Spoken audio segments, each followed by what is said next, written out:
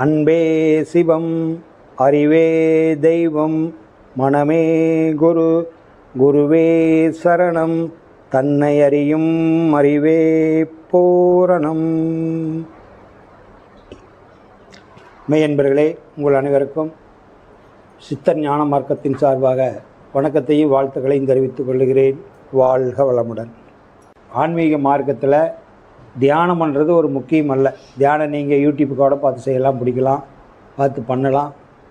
ஆனால் சந்தேகம், ஐயம் தெளிதல் தான் உங்களை தெளிவுபடுத்தும். இது இல்லை இது இல்லை இது இல்லைன்னா. தியானம் பண்ணுனா என்ன கிடைக்கும்னா, மனசு அமைதியாக இருக்க சொல்லும். கூட்டமான இடத்துல, நெருக்கமான இடத்துலலாம் போகிறதுக்கு மனம் விரும்பாது. தனிமையில் இருக்க சொல்லும். சச்சரவான இடத்துக்கு போக சொல்லாது. இதெல்லாம் தியானத்தில் கிடைக்கக்கூடிய ஒரு இண்டிகேஷன். ஆனால் இதுதான் முக்தி அடைகிறதுக்கு உண்டான வழி. பிரம்ம பிரகாச பெருவழிங்கிறது தியானத்தினால கிடைக்காது. தியானம் அமைதி கொடுக்கும். கேள்வியில் கேட்டு சித்தர்களுடைய பாட்டை சொல்லி, அல்லது உங்களுக்கு ஏதாவது ஒரு பாட்டு தெரிஞ்சால் அதுக்கு விளக்கத்தை கேட்டு தெரிஞ்சுக்கிட்டிங்களா தான் அந்த பொருள் உணர்ந்துக்கணும். சொல்லும் பாட்டின் பொருள் உணர்ந்து சொல்லுவோரே செல்லுவார் சிவபுரத்துக்குன்னு வாணிக்க வாசுக்கு பெருமான் சொல்லியிருக்கிறாரு. எந்த பாட்டு சொல்கிறீங்களோ அந்த பாட்டுக்கு பொருள் உணர்ந்து சொல்லுவோர் தான் தெரிஞ்சுக்கணும்.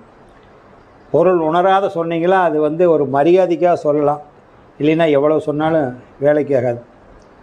ஓம் பூர்புவஸ்வஹா தர்சர்வதன்யமேன்யம் பர்கோ தேவஸ்ய தீமஹி தியோ யோ ந பிரஜோதயாத்.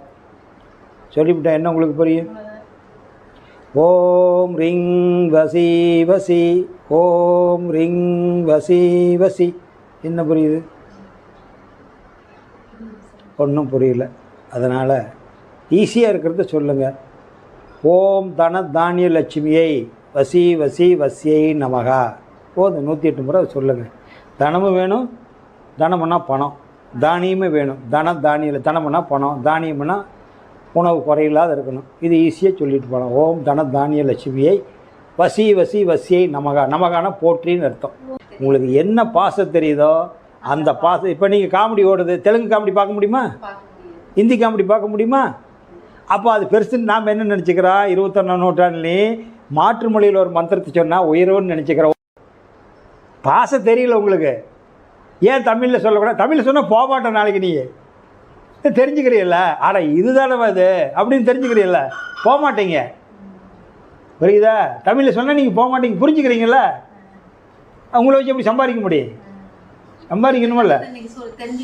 அதனால் உங்களுக்கு என்ன பாசையில் தெரியுதோ அந்த தெரிகிற பாசையில் மந்திரத்தை சொல்லி பழவுங்க. அப்போ தான் நீங்கள் அந்த நிலைக்கு போக முடியும். இல்லைன்னா ஒரு மரியாதைக்காக நின்றுக்கிட்டு இருக்கலாம், வேடிக்கை பார்த்துட்டு இருக்கலாம் 1 மணி நேரம் 2 மணி நேரம். அதனால் அப்படி தான் நம்ம செய்யணும்.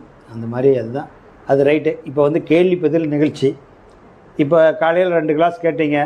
உபதேசம் கொடுத்த முறையெல்லாம் நல்லா இருக்குதுங்களா? உங்களுக்கு புரியுதுங்களா? இல்லை ஒரு மரியாதைக்காக எப்படா சொல்கிறதுங்கன்னு சொல்லாதீங்க. உங்கள் மனசில் என்ன தோணுதோ கிளியர் பண்ணிட்டு போங்க. சொல்லுங்கம்மா, நீங்கள் எங்கேருந்து வரீங்க? ஈரோடு. ரைட்டு, ஈரோட்டுக்காரம்மா சொல்லுங்கள். போன மாதம் வந்தீங்க. ரைட்டு, போன மாதம் மூச்சு பயிற்சி மட்டும் பண்ணிக்கிட்டு போனீங்க. உங்களுக்கு புருவ மையம் தள்ள. இப்போ இந்த அம்மா வந்ததுனால உங்களுக்கு அதை சாக்காட்டி உங்களுக்கு கொடுத்துட்டேன்.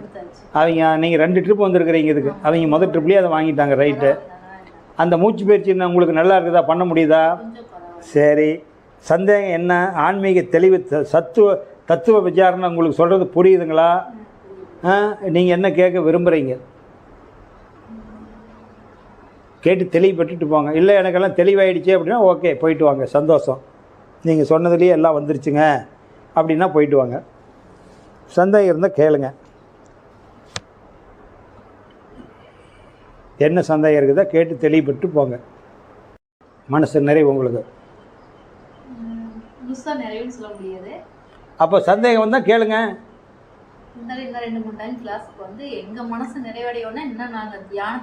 அது வரணும். அதுக்கு ஒரு மகா ஆகணும். உங்களுக்கு முழுமையாக நிறைவடைகிறதுக்கெல்லாம் இது மகா ஆகணும். உங்களுக்கு வயசு நீங்கள் சொல்ல வேண்டாம். ஒரு 40 45 வச்சுக்கோங்க. அம்மானு கூப்பிட ஆரம்பிச்சிருந்து 45 வருஷம் வரைக்கும் உள்ள எத்தனை ஜிபி பதிவு இருக்கும்? ஒரு நாளையில் அதை 10 நிமிஷம் தெரிஞ்சுக்கிட்டோன்னே அது மறைஞ்சிருமா? ஜீம்பு போனால் மறைஞ்சிருமா?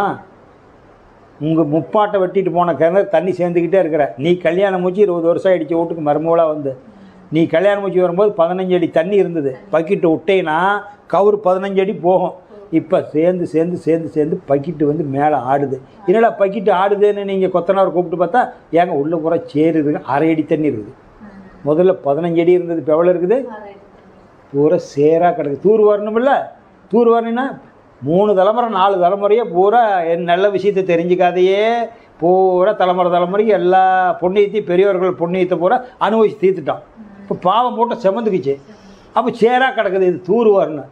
அப்போ தூர் வரணும் முடியுமா? அந்த தூர் வாரணத்துக்கு அப்புறம் தான் உங்களுக்கு கண்ணாடியாட்ட நீங்கள் மனசு நில்லுன்னா நிற்கும், இங்கே நில்லுன்னா நிற்கும், இங்கே நில்லுன்னா நிற்கும், சுத்த வெளியில் நில்லுன்னா நிற்கும். அன்னபடிக்கு சொன்ன பேச்சு கேட்காது. 12 வருஷம் ஆகணும், கொஞ்சம் நஞ்சம் இல்லை, சொல்ல மாட்டாங்க. சொன்னால் அடுத்தாப்புல எப்படி வருவேன், எப்படி உங்களுக்கு காசு கொடுக்க முடியும்? அதனால் இதுக்கு வைராக்கியமாக இருந்து பெண்ணை கட்டு போச்சு. சின்ன வயசு தானே, ஏமா 30 வயசில் தெரிஞ்சுக்கிட்டு 65 வயசில் தான் எனக்கு அது முழுமையாக எடுத்துருக்குது. 12 வருஷம் ஆகிடுச்சம்மா. 12 முடிஞ்சதுக்கப்புறம் தான் இதை நான் சொல்லவே ஆரம்பிக்கிறேன். பயிற்சிக்கு போய் 30 வருஷம் ஆனதுக்கப்புறம் தான் சொல்ல ஆரம்பிக்கிறேன். இப்போ சொல்ல ஆரம்பித்து 4 வருஷம் ஆகுது. ஆமாம், 33வது வருஷம் பயிற்சி எடுத்து 33வது வருஷத்தில் தான் சொல்ல ஆரம்பிக்கிறேன். அதனால் நம்ம இந்த ரூட்டு கரெக்டாக இதை விட்டமாக வெளியே இதை உன்னோட குடும்பம், கணவர், தொழில், இந்த 3 தவிர சமுதாயத்தில் வெளியே போனீங்கன்னா சிக்குண்டு போயிடுவேன். நமக்கு அதெல்லாம் தேவையில்லாத சமாச்சாரம். உன்னுடைய கணவர் தெய்வமாக கணவர் உன்னைய தெய்வமாக நினைக்கணும். எந்த வீட்டில் கணவன் மனைவி அன்பும் கருணையுமா இருக்கிறாங்களோ அவங்க உபதேசம் வாங்க வேண்டியதில்லை, தியானம் கற்றுக்க வேண்டியதில்லை, எந்த செயல் எந்த சாமி கும்பிட வேண்டியதில்லை. அந்த பொண்ணு ஒவ்வொரு நாளும் நைட்டு படுக்கும்போது என்ன புண்ணியம் பண்ணணும்னோ, எனக்கு வாச்சிருக்கிறாரே கணவர் அப்படின்னு தாலி தொட்டு வச்சுக்கிறாவார். அந்த ஏக்கம் அந்த கணவரை உச்சத்தை கொண்டு விட அவனும் உபதேசம் வாங்க வேண்டியதில்லை. மனைவியும் நல்லா வச்சுருக்கிற கணவன் எந்த உபதேசம் வாங்க வேண்டியதில்லை. மனைவி நீ என்ன கொண்டாந்த ஏது கொண்டாந்தா நீ கொண்டாந்துட்டியான்னா அதை கட்டியிருப்பேன், அங்கே அதை பிடிச்சிருப்பேன், இங்கே பிடிச்சிருப்பேன், ஏமாந்தம் கொடிச்சிக்கிட்டு சொல்கிறான் பாரு, நரகத்துக்கு போகிறான். அவ்வளோதான் அர்த்தம், வேறு ஒன்றும் இல்லை. அதனால் கணவன் மனைவி அன்பும் கருணையுமா இருங்க, அது போதும். அதுலேயே தியானமெல்லாம் வந்துடும். சமுதாயத்தில் சிக்காத, சிக்கி டும்முன்னு வீட்டில் டிவி போட்டு பார்த்தீங்கன்னா தவம் பண்ணால் பிரயோசனம் இல்லை. அந்த வைப்ரேஷன் பூரா செவுத்தில் படிஞ்சு கிடக்கும். வைப்ரேஷன் பூரா செவுத்தில் இப்போ நான் பேசுகிறது என்ன வார்த்தையாக வந்து உழுவுது, காற்றுல தானே உங்களுக்கு வருது. அப்போ அந்த காற்றுல முதல்ல செவுத்தில் பதிஞ்சு தான் உங்களுக்கு வரும், நேரடியாக வராது. அப்போ டும்மு ஒருத்தர்னா ஏன் சில வீட்டில் சண்டை வருதுன்னா பூரா அக்கப்போர் வர்றதா பார்ப்பாங்க. அதை நிறுத்தி முடிச்சோன்னே இவங்க வீட்டில் அக்கப்போர் ஸ்டார்ட் ஆகிடும். கற்பனை பண்ணிக்கிட்டே பண்ணுவாங்க, அப்படி தானே ஓடுது. அதனால் இதெல்லாம் எதுக்குன்னா தியானத்தில் உயர்நிலைக்கு போகிறதுக்காக சொல்கிறேன். இல்லை நான் வெந்தது தந்துட்டு விதி வந்தால் சாவறேன், நீங்கள் அங்கே அட்வைஸ் பண்ணுறீங்கன்னா தேவையில்லை, தூக்கி தூர அறிஞ்சிரு மூட்டை கட்டிடுங்க, அது தேவையில்லை. உன்னையும் உன்னோட வீட்டில் கடங்காரம் வந்து காலிங்கி பல்லில் தட்டக்கூடாது, கடங்காரம் காலிங்கி பல்லில் அடிக்கக்கூடாது, கடங்காரம் ஃபோன் பண்ணக்கூடாது. அப்படின்னு மாதிரி வாழணும்னு நினைக்கிறவங்களுக்கு தான் இந்த பயிற்சியெல்லாம். நான் எப்படியோ கடன்பட்டுக்கிறேன், இன்றைக்கி 5000 ரூபா வேணால் கடன்பட்டுக்கிட்டேன்னா அடுத்தாப்புல 10,000 ரூபாய்க்கிட்ட தான் ஏறுத்து கட்டிடுறேன், கையில் ஏறி செலவுக்கு வச்சுக்கிறேன். நீ என்ன பற்றி சொல்கிறது? 10,000 ரூபாக்காரன் கேட்கும்போது 5,000 வாங்கிக்கிறேன். ஓட்டுமே கவர்மெண்ட்டு கடை வாங்குது, நானும் தான் 2 லட்சம் வாங்குறேன். அப்புறம் சூசைட் பண்ணிவிட்டு சாக வேண்டியதுதான், போய் சேர வேண்டியதுதான். கடைசியில் ஆடம்பர வாழ்க்கை வாழ்ந்துட்டு போய் சேர வேண்டியதுதான். அவ்வளோதான் வாழ்க்கை. எந்த வாழ்க்கையும் தெரிஞ்சு எல்லாமே இது இருக்குது. நீ கடங்காரனாகி சாவறதுக்கும் இதில் வழி இருக்குது, நல்லவனாக இருந்து சாவறதுக்கு வழி இருக்குது. 4 பேத்துக்கு அறிவை நான் பெற்ற இன்ப பெருக வையகன்னு 4 பேத்துக்கு சொல்லிட்டு சாவறதுக்கு வழி இருக்குது. எந்த வழி எடுத்துக்கிறே நீ எடுத்துக்க. ரைட்டு, போயிட்டு வாங்க, வாழ்க வளமுடன். அடுத்தாப்புல பார்க்கலாம். பரவாயில்லைங்க ஐயா, நல்லா இருக்குது இந்த உபதேசம். இதையும் கொஞ்சம் நல்லா மனசில் பதிஞ்சுக்கிட்டேன் இப்போ சொன்னது எல்லாமே. நீங்கள் என்னோடய யூடியூப்லேயே பாருங்கள், அதுலேயே வந்துடும். நான் எதையுமே ஒளியை மறைச்சி வைக்கல. ஒளி இப்போ அம்மா சொன்னாங்க பாரு, அடுத்து கிளாஸ் நடத்துறது கூட அதை நீங்கள் சொல்லிட்டீங்களேங்கிறாங்க. ஏன்னா இதெல்லாம் சொல்ல மாட்டாங்க, இதை வந்து காசு கொடுக்குறப்ப நேரில் தான் சொல்லுவாங்க. இதெல்லாம் தேவ ரகசியம். நான் எல்லாம் தெரிஞ்சுக்கிட்டுமே, மக்கள் தெரிஞ்சுக்கிறதுனால எல்லாம் வர முடியாது. தன்னை இழக்கணும், அந்த ரூட்டு தெரிஞ்சுக்கிறீங்க. இப்போ தானே ரூட்டு தெரிஞ்சுருக்கிறீங்க, தன்னை இழந்தா தான். அதனால் நீங்கள் ரொம்ப சந்தோஷம், போயிட்டு வாங்க. உங்களுக்கு உபதேசம் கொடுத்த முறையெல்லாம் நல்லா இருக்குதுங்களா? அப்படிங்களா? ரைட்டு. நீங்கள் சொல்லி கொடுத்த பிரகாரம் பண்ணுங்கள். ஏதாவது பெரிய அதிசயமெல்லாம் ஒன்றும் இல்லை, கம்பசத்திரம் ஒன்றும் இல்லை. அதெல்லாம் சும்மா வேஷம் போட்டுக்கிட்டு அதை பண்ணிக்கிட்டு பந்தா பண்ணிக்கிட்டு சாமி வர்றாருங்க பொறுமையாக இருங்கன்னு உங்களை செத்தி 1 மணி நேரம் அந்த எடுபடிகள் விட்டு பேச வச்சுட்டு அப்புறம் நான் வந்து என் கூட்டுக்காரி ஒரு 2 மணி நேரம் பேச விட்டுட்டு அப்புறம் நான் பொறுமையாக வந்துக்கிட்டு வேஷம் போட்டுக்கிட்டு வந்தால் நல்லா உள்ளது உள்ளபடி சொல்லணும். ஆச்சா? அதனால் வந்து அதுதான் ஆன்மீகம் ஒட்டும். இது எந்த நிலையிலிருந்து சொன்னால் ஏறுமோ அந்த நிலையிலேருந்து சொன்னால் தான் அது கிடைக்கும். நம்ம வந்து தண்ணியோடு சேர்றதுன்னா நம்ம தண்ணி ஆகணும், எண்ணெயோடு சேர்றதுன்னா எண்ணெய் ஆகணும். நிறைய பேர் சோலார்ல வந்து இந்த மாதிரி தியான பயிற்சி சொல்லி கொடுக்குறான்னு சொல்லி 750 500 கட்டி தான் அந்த கிளாஸ் போயிட்டு இருக்காங்களே. அது என்னவோ இல்லை இருந்தாலும் இங்க வந்து நீங்க எதுவுமே எல்லாரும் வந்து நல்லா இது பண்ணிக்கணும். அது எங்கேயோ என்னமோ தெரிஞ்சுட்டு போறாங்கம்மா, அது நமக்கு தேவையில்லை. சந்தோஷம். அது வந்து அதிகமாக இருக்குது. அது வேறு சமாச்சாரம். இப்போ உங்களுக்கு நிறைவு தானே? சந்தோஷம். போயிட்டு அடுத்த மாதம் வாங்க. நமஸ்காரம். போயிட்டு வாங்க ஐயா. உட்காருங்க. ஊட்டிக்காரர். சந்தோஷம். ஊட்டியிலேருந்து வரீங்க. பேர்? அருமையான பேர் மகேந்திரன். சொல்லுங்கள் மகேந்திரன். மகேந்திரா கம்பெனின்னு இருக்குது, பெரிய கம்பெனி, செல்வந்தர் தான். இப்போ நீங்கள் ஏற்கனவே வேறு தவம் பண்ணிக்கிட்டு இருக்கிறீங்களா? ஏதாவது வேறு தவம் பண்ணுனா அதை விட்டுட்டு இதை பண்ணுங்கள். அப்படி ஏன்னா நீங்கள் எடுத்து அந்த சொல்கிறதுக்கு சங்கடப்பட வேண்டாம். அப்படி தவம் தெரிஞ்சிருந்தால் கிராஸ் பண்ணி பண்ணக்கூடாது. இந்த கோயிலுக்கு சாமி கும்பிட போகிறாங்கிற டூர் ஒரே நாளில் 15 கோயில் 20 கோயில் பாட்டு வருவான். அந்த மாதிரி தியானம் பண்ணக்கூடாது. ஏன்னா ஒவ்வொருத்தரும் ஒவ்வொரு இடம் சொல்லி தருவாங்க. சில பேர் தொண்டைக்கு கீழே சொல்லி தருவாங்கன்னா தொண்டைக்கு கீழே சொல்லி தரதில்லை. மூச்சு பயிற்சி தான் செய்கிறீங்க. மூலாதாரத்தில் 10 நிமிஷம் பாரு. நான் போயிருக்கிற 11 இடத்துக்கு. அதனால் எல்லாத்தையும் கற்றுக்கிட்டு எது சிறந்ததுன்னு சொல்லித்தரேன். அதனால் இங்கே சுவானித்தானதான் 5 நிமிஷம், மணிப்பூரகத்தில் 5 நிமிஷம். ஒவ்வொரு மையமாக இந்த 6வது மையத்துக்கு வர்றபோது ஊர் சுற்றி வர்றதுக்கு 3/4 மணி நேரம் ஆகிடும். இது இல்லைன்னா இந்த முண்டத்துக்கு வேலையில்லை. அண்டம் இல்லைன்னா முண்டத்துக்கு வேலையில்லை. அண்டம் பிண்டம். மேலே அண்டம் இருக்குது, கீழே பிண்டம் இருக்குது. இந்த 2 சேர்ந்தா தான் செடி வளரும். அப்பனும் அம்மாளும் சேர்ந்தா தான் வருவோம். அப்புறம் அந்த அண்டம் இந்த பிண்டம். அப்போ அந்த வான்காந்தத்துலேருந்து ஆற்றல் வந்தால் தான் இப்போ பிண்டத்தில் புல் பூடு முளைக்கி. அதனால் அண்டம் மேலே கீழே பிண்டம். இதுதான் அண்ட பிண்டம். இங்கே உடம்புக்கு இது அண்டம், இது பிண்டம். இந்த தலை அண்டம், தாடைக்கு கீழே இது பிண்டம். அண்டம் இல்லைன்னா அது ஒரு மொண்டம், இது ஒரு வெட்டி தெண்டம். வேலை இல்லை. அதனால் நம்ம இதுக்கு தான் பயிற்சி தரோம். இதில் தான் சமாச்சாரம் எல்லாமே இருக்குது.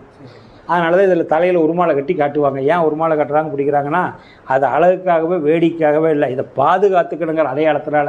இங்கே தான் பொக்கிஸ் இருக்குது, பாதுகாத்துக்கு. நம்ம ஆளுங்க முக்காலத்துலேயே நிறைய பேர் கிராமத்தில் கட்டுவாங்கள்ல, சில பேர் அது ஒரு அழகாக வர்ணனையோடு கட்டுவாங்க. இந்த சிங்குங்களை முறையாக கட்டுவாங்க. ஏன் கட்டுறாங்கன்னா தேவையில்லாத கட்டுறதில்ல, அழகுக்காக கட்டுறதில்ல. அங்கே இதை பாதுகாக்கணுங்கிற அடையாளம். ஹெல்மெட்டு போட சொல்கிறான்ல, அதனால் அது அதனால் வந்து பார்த்துக்குங்க. இந்த தவத்தை பண்ணுங்கள். வேறு எந்த தவத்தையும் பண்ணாதீங்க. இதையே முறையாக பண்ணுங்கள். உங்களுக்கு என்ன சந்தேகம் வருது?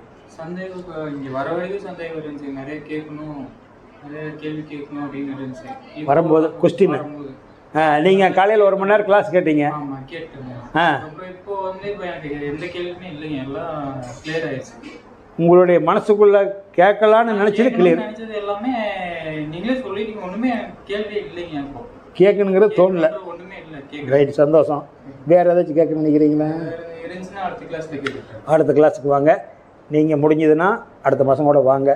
இல்லைன்னா தூரத்துலேருந்து வரீங்க, நீங்கள் வந்து கூலி வேலை செய்கிறீங்க, ஊட்டியிலேருந்து வரீங்க, சிரமப்பட்டு 2 மாதம் கழித்து வாங்க போகுது. அதனால் இதே பயிற்சி 2 மாதம் பண்ணுங்கள். உங்களுக்கு டவுட் ஏதாச்சும் இருந்தால் மட்டும் கேளுங்க.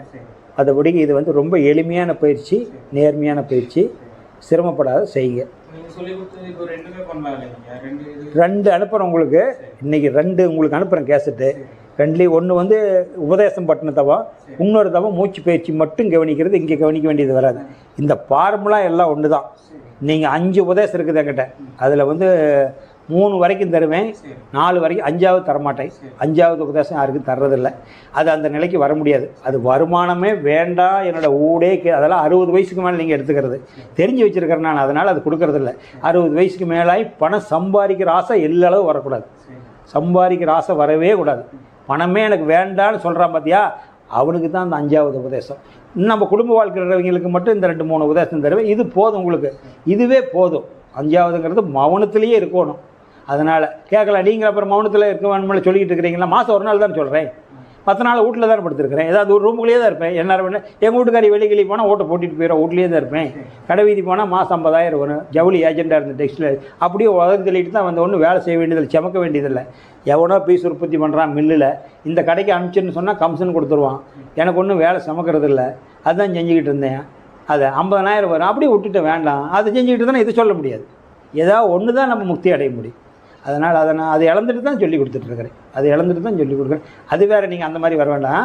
உதாரணத்துக்கு சொல்கிறேன். அதனால் உங்களுக்கு குடும்பத்து சின்ன வயசுக்காரரு சந்தர்ப்ப சூழ்நிலை பார்த்து 2 மாதம் கழிச்சு வாங்க. சரி. சந்தேகம் இன்றைக்கி எதுவும் தோணல. இன்னைக்கு இப்போ எதுவும் இல்லை. ரைட், அதான் உங்களுக்கெல்லாம் கிளியர் ஆகிடுச்சுங்கிறீங்கள, அப்புறம் என்ன, சரி. போயிட்டு வாங்க. வாழ்க வளமுடன். எல்லா உயிர்களும் இன்புற்று வாழ்க, கொல்லா விரதம் கோளையமெல்லாம் ஓங்குக, நல்லோர் நினைவு நாடெங்கும் பரவுக, வள்ளல் மலரடே வாழ்க வாழ்கவே.